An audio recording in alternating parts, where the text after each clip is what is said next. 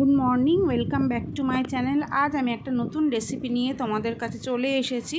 আর আজকের আমার রেসিপি হলো পাবদা মাছের সর্ষে ঝাল। আর এটা কিন্তু একদম রেস্টুরেন্ট স্টাইলে হবে।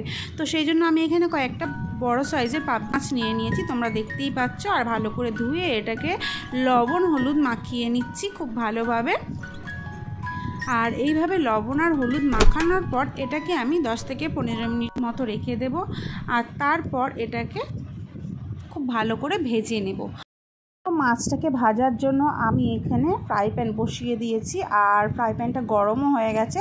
তো আমি এখন এর মধ্যে অ্যাড করে দিচ্ছি কিছু পরিমাণ মাস্টার্ড অয়েল। যেহেতু এটা সর্ষে মাছের ঝাল হবে, তো সেহেতু আমি এখানে অন্য কোনো অয়েল ইউজ করব না, এখানে শুধুমাত্র মাস্টার্ড অয়েল ইউজ করব। তো সেই জন্য আমি অয়েলটা দিয়ে দিয়েছি। অয়েলটা গরম হওয়ার পর দেখো এখানে মাছগুলো আমি এইভাবে ভেজে নিয়েছি। একেবারে লাইট করে ভেজেছি, খুব কড়াভাবে ভাজিনি। আর এইভাবে লাইট করে ভাজলে এর মধ্যে গ্রেভিটা মানে মশলাগুলো ঠিকঠাক পরিমাণ ঢুকবে। তো সেই জন্যই ভেজেছি দেখো।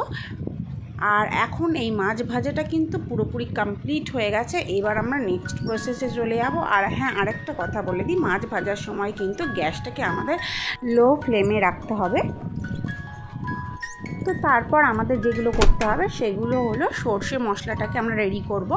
তো এটাকে রেডি করার জন্য আমি একটা মিক্সচার মেশিনের মধ্যে দেখো একটু সাদা সর্ষে, কালো সর্ষে দিয়ে দিয়েছি। আর এটাকে আমি 5 থেকে 10 মিনিটের জন্য জল দিয়ে ভিজিয়ে রেখেছি, যাতে এটা খুব ভালোভাবে মিক্সড হয়ে যায়। আর তারপর অ্যাড করলাম কয়েকটা কাজু বাদাম। এখানে তোমরা কাজু বাদাম না অ্যাড করে এখানে পোস্ত অ্যাড করতে পারো। আমার কাছে কাজু বাদামটা ছিল, তাই আমি কাজু বাদামটা অ্যাড করেছি। আর তারপর এইভাবে পেস্ট করে নেওয়ার পর এর মধ্যে আমি অ্যাড করে দিয়েছি একটা কাঁচা লঙ্কা। এখানে তোমরা লঙ্কা যেমন খাও ঠিক তেমন লঙ্কা অ্যাড করবে, বেশি ঝাল হলে এটা বেশি টেস্টি হয়।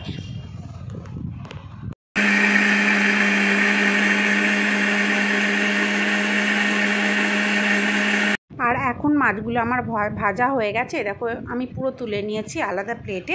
আর এবার আমি একটা গ্যাসের মধ্যে কড়াই বসিয়ে দিয়েছি। আর কড়াটা গরম হয়ে গেলে এর মধ্যে আমি অ্যাড করে দেবো কিছু পরিমাণ মাস্টার্ড অয়েল।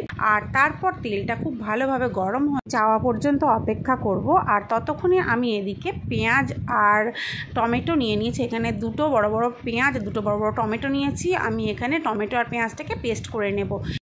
আর পেস্ট করতে করতে এদিকে দেখো তেলটা গরম হয়ে গেছে। আর এর মধ্যে অ্যাড করে দেবো অল্প পরিমাণ কালো জিরা। আর তারপর কালো জিরাটা খুব ভালোভাবে গরম হয়ে গেলে তারপর এর মধ্যে অ্যাড করে দেবো পেস্ট করে রাখা পেঁয়াজ আর টমেটোর মিশ্রণটা।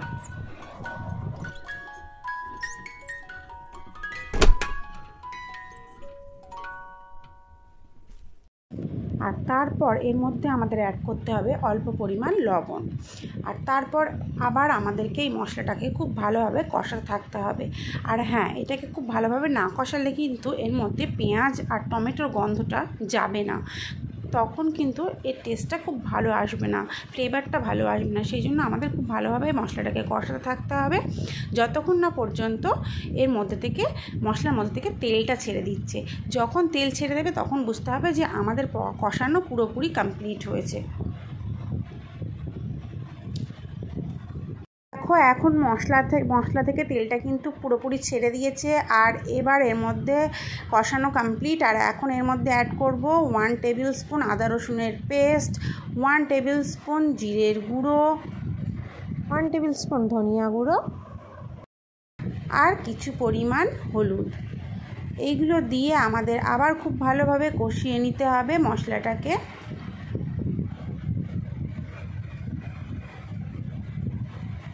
আর খুব ভালোভাবে কষানোর পর মশলাটা যখন থেকে খুব সুন্দর একটা সুগন্ধ আসবে, তখন আমাদেরকে এর মধ্যে অল্প পরিমাণ জল অ্যাড করতে হবে।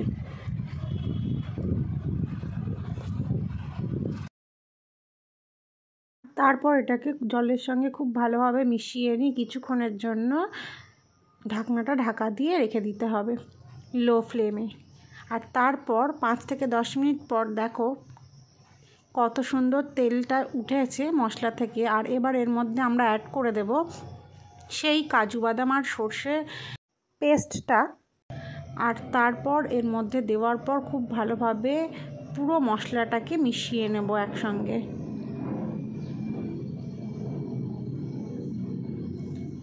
আর দেখো কত সুন্দর মিশে গেছে, আর গ্রেভিটা একদম রেস্টুরেন্টের মতো হয়েছে, দেখতে পুরো দারুণ লোভনীয় হয়েছে। আর এর মধ্যে থেকে খুব সুন্দর একটা সুগন্ধ আসছে।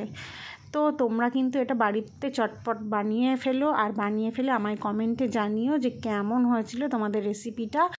একেবারে রেস্টুরেন্টের মতো হয়েছে এই রেসিপিটা। তো তোমরা বাড়িতে ট্রাই করতেই পারো এটা, আর ভালো লাগলে অবশ্যই বন্ধুদের সঙ্গে শেয়ার করো, আর আমার চ্যানেলটাকে সাবস্ক্রাইব করে চ্যানেলের পাশে থেকো এরকম নিত্য নতুন রেসিপি দেখার জন্য। তো তারপর কিছুক্ষণ কষানোর পর যখন গ্রেভিটা অনেকটা এরকম হয়ে যাবে, তখন এর মধ্যে কিন্তু আমাদের অ্যাড করে দিতে হবে অল্প পরিমাণ জল। আর তারপর আবার একটু অল্প পরিমাণ কষিয়ে নেওয়ার পর আস্তে আস্তে আমরা মাছগুলোকে এর মধ্যে দিয়ে দেব।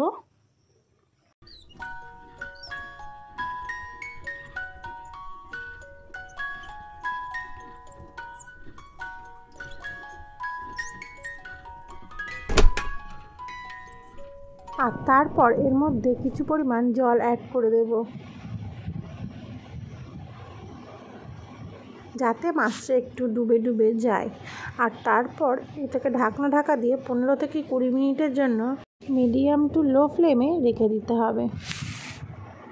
আর তারপর যখন দেখবে যে এরকমভাবে বয়েল হয়ে গেছে মাছটা, তখন এর মধ্যে অ্যাড করে দেব 1 টেবিল স্পুন চিনি।